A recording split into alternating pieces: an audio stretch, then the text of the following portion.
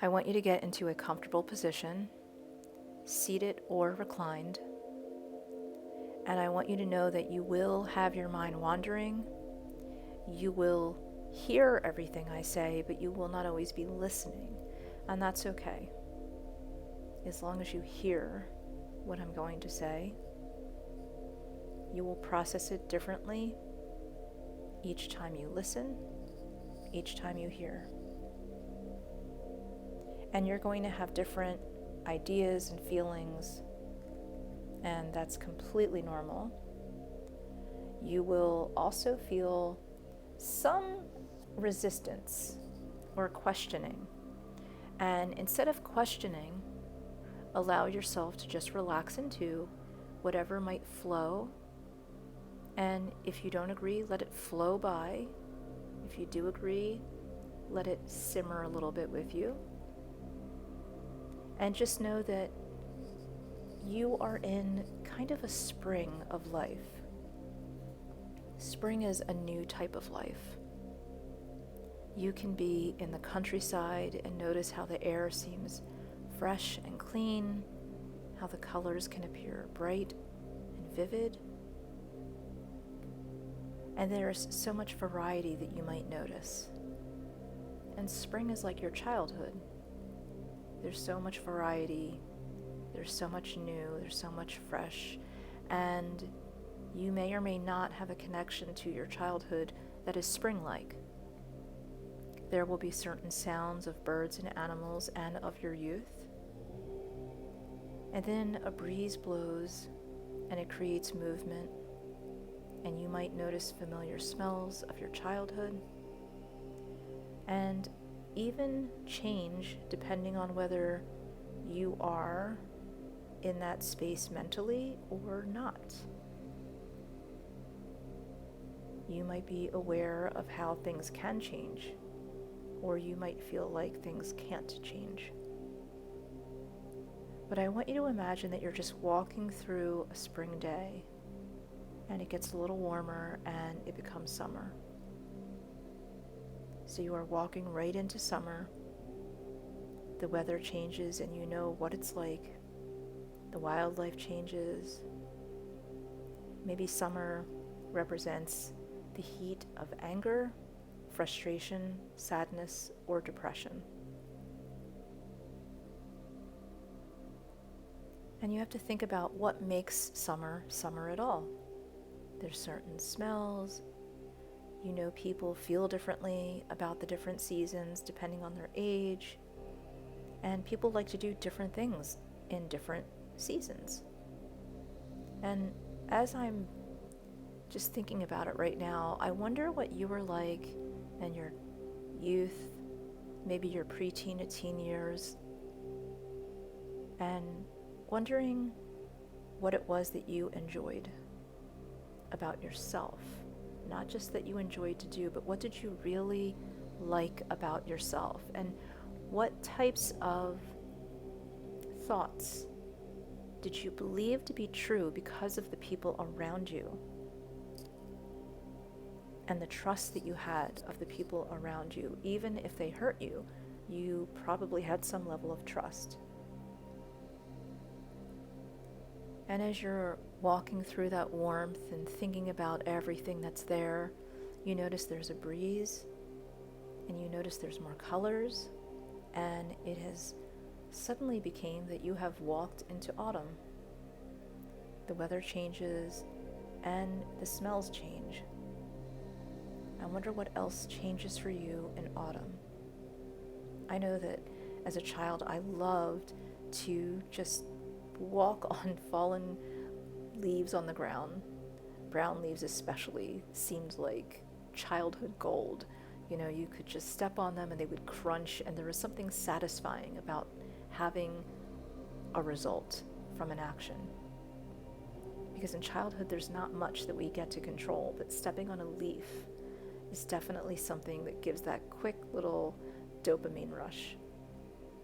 And even as adults, we can look at leaves, the colors of the changing leaves, and we may not immediately embrace that, but we often do recognize it. And it gets a little cooler in autumn. We bundle up a little more, we protect ourselves a little more. And I'm wondering, in what ways did you protect yourself as a child and as an adult? And as that feeling of coolness is there, you notice that you're nearing winter. And winter has its own set of feelings and smells, the smell of fresh snow, or right after it snows, or even right before a rain or a snow. The atmosphere just is different. And so when the atmosphere in our lives is different, we feel differently. We react differently. And that might be with the people that are in our lives now or in the past. There's a different atmosphere, which almost forces us to behave in a certain way or even protect ourselves in a certain way. We often go to our childhood protections as well. So if we learned that it was our fault for whatever, and just being quiet and obedient was the way to win people over, we might carry some of that into our adult life. Not always, but sometimes. And it's interesting because in the winter, there's also that feeling of crunching into snow, right? But that doesn't seem nearly as satisfying as crunching into a leaf, but it's still interesting. Maybe it is something that you enjoy. But for me, crunching into snow almost feels like a little bit of a chore. And it feels like the color has been drained out of everything. But deep down, I know that there is abscission. The leaves have fallen, and they're nourishing the roots of the trees. So there's a lot happening, but it seems so still. And sometimes healing is the same way. And it's interesting that when we are going through these seasons of our lives, we might have different visuals or feelings or connections, but every season brings something new. Every season of our lives has brought something new. And with all of that newness, there's sometimes unresolved issues from the past. And you can kind of drift back to a time before any of those events really occurred. And then as you drift forward, you can get a sense of those issues forming, almost like forming slides in your mind, like you were looking at a movie film. And in a moment, you can begin to watch yourself watching the slides like you're a picture within a picture within a picture. One long, continuous movie. And as you watch yourself watching that movie, you can notice how it all just seems to be in black and white, grainy, maybe there's color, who knows. And you can watch yourself watching that movie as it goes fast forward, as it goes into rewind. And sometimes it's a blur, and sometimes you want to skip over certain parts. And just like trees and other flora in winter, where the color seems to drain, it almost seems like the negative emotions drain freely out of those memories if we allow them to. Sometimes they're very vivid, and we just want to crunch them. We are best served by allowing them to just drain. We all wish certain events went differently in our lives, or that we were able to say or do things that we never did, and that outside of conscious awareness, these things can be done or said in a way that resolves those memories, putting them firmly in the past. And when we do that, our coping strategies are also laid to rest. Sure, we might bring them up and resuscitate them now and again, but you can take as long as you need to just think about working through those memories as you continue watching that old movie. And just breathe here for a little bit. Continue to watch the movie and really look at not what happened to you, but what you did, how you responded, how you coped. And then as you do that, allow your past to be left right back there where it belongs. But honor that it's a part of you and your coping strategies were always important. And they still are. Allow yourself to just breathe and make sure that you're imagining that as you're watching yourself watching a movie within a movie, and you keep doing this kind of nesting doll situation where it's going deeper and deeper into the past and into a almost fantasy of you being immersed in movies. I want you to imagine that part of you, one of those ideas or ideals of you watching a movie, gets up and walks. So as you're sitting or laying comfortably, I want you to imagine a part of you is getting up and taking steps towards the future. And maybe you turn the lights out, turn the movie off. Maybe it's an old VHS or an 8-track or whatever it is. Maybe it's just a regular television. Just think about that for a moment. Where were you watching it? What did it look like? And how do you turn off that movie? And I want you to imagine that you're just getting up and tidying the room, turning off the movie, and just walking into the future with a renewed confidence. And just focus on breathing here just for a little bit. Keep the breathing going. Maybe you're still tidying up a little bit. Continue to focus on your breathing. And what does it feel like, even when I say to just tidy up the room and turn that movie off? What does that feel like? Is there any anger there?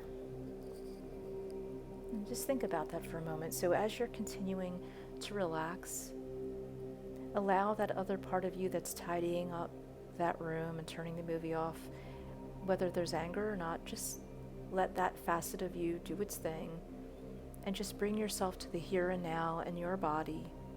And remember, I want you to have this energy around you, and I want you just to imagine that energy. And imagine that energy is even bigger. So let it go an additional 3 feet in front of you, behind you, above you, below you. There's this swirling energy protecting you, yet it's also invigorating you, calming you all at the same time. And I'll continue just to talk to you a little bit. And what I say to you, you can understand on a deeper level, a conscious level, and you can really begin to explore. You can do this also on an unconscious level. And as you work through any issues that you experience, you can imagine that there's a car alarm. And that car alarm is set kind of to, like it's too sensitive, basically. Let's imagine that. You have a car and you get to decide how sensitive the alarm is. Let's just go there. And maybe it's so sensitive that it goes off all of the time, like those crunchy leaves that fall, or a snowflake, or some of the heat and dew of summer, or some of that new growth in spring, just, the pollen or something. It's just so sensitive that it just goes off all of the time. And imagine now that a leaf does land on the car and the alarm goes off, and someone walks past the car, the alarm goes off. Someone says that you have anger issues, or something's wrong, or in some way you're at fault or fractured, and the alarm goes off. But the alarm can be dialed back, and you decide when the alarm goes off.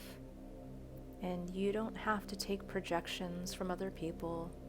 So a lot of times when people point the finger, This is an old saying from my mother. When someone, well, she probably took it from someone, but it's an old saying, let's just say that. When you point one finger, you have other fingers pointing back at you, many more.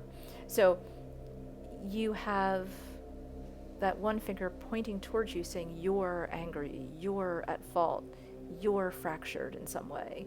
But really, that person is not addressing any of their sadness or anger appropriately because there's the fingers pointing back.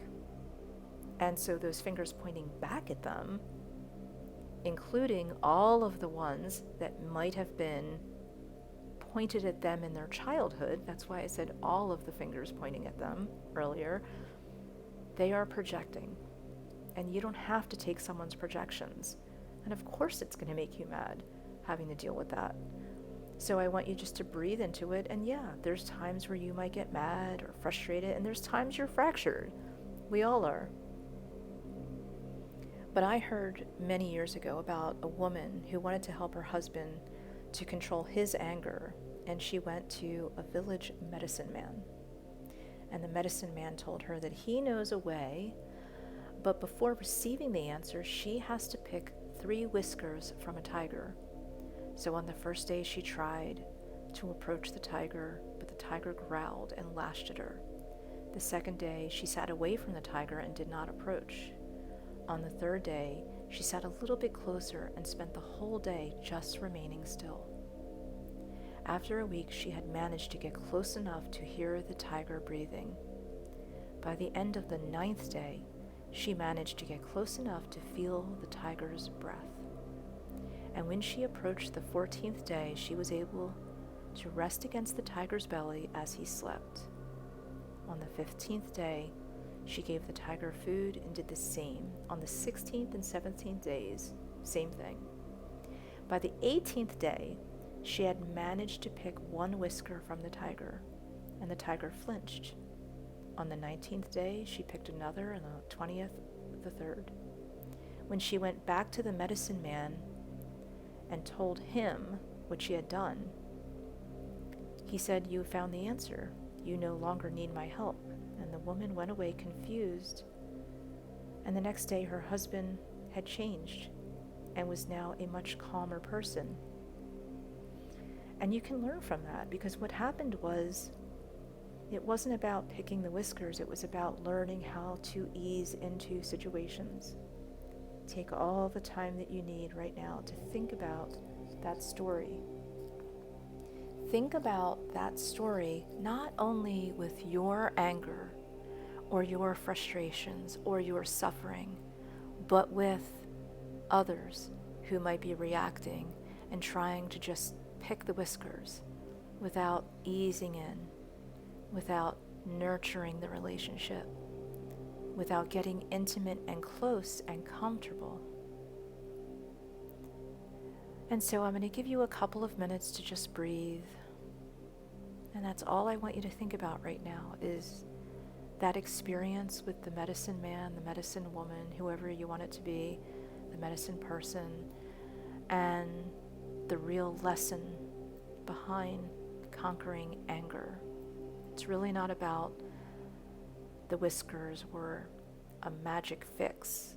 It's about taking the time to be intimate, not only with yourself and the other person, but with your past.